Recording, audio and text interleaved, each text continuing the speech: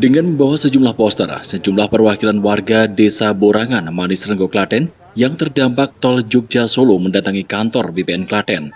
Warga juga membawa sejumlah jenis tanaman dari lahan yang terkena dampak pembangunan tol. Aksi berjalan lancar dan berlangsung tidak sampai 30 menit.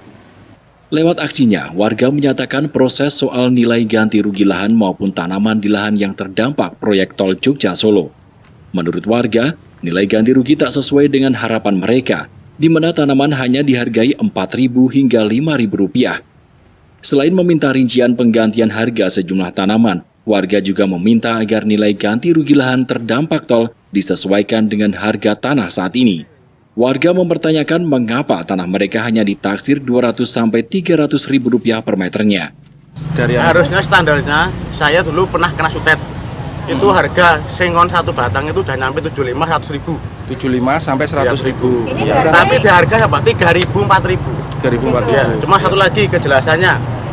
Pertama diadakan kesepakatan harga maupun terus juga ada. Pokoknya tanaman yang ada di atas dan berdampak tol itu semuanya diganti.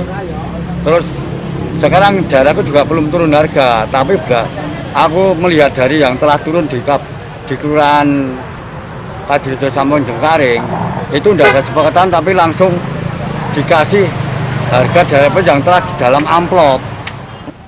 Kepala BPN Klaten Agung Taufik Hidayat mengatakan, sebelumnya sudah ada pertemuan dengan perwakilan kepala desa dan warga terdampak ihwal ganti rugi. Soal nilai ganti kerugian, Agung menuturkan tergantung dari kantor jasa penilai publik KJPP dalam melakukan appraisal. Nantinya saat musyawarah bentuk ganti rugi tol, warga pemilik lahan terdampak bisa menanyakan rinciannya, dan jika memang tidak puas dipersilakan untuk mengajukan gugatan. Cuman dalam hal ini mungkin mereka tidak puas, tidak ada rincian di masing-masing bidang terkait dengan jumlah tanaman dan besarnya ganti rugian di tiap tanaman. Ya. Jadi mereka menuntut untuk KJPP untuk memberikan rincian, tetapi terkait dengan nilai besarnya ganti rugi mengingatkan final dan itu memang tidak bisa kita ubah ya.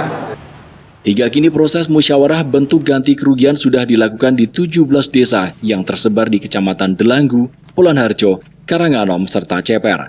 Sampai saat ini belum ada gugatan ke pengadilan terkait pembayaran ganti rugi lahan terdampak jalan tol. Dari Klaten, Jawa Tengah, Haryadi, Jogja TV.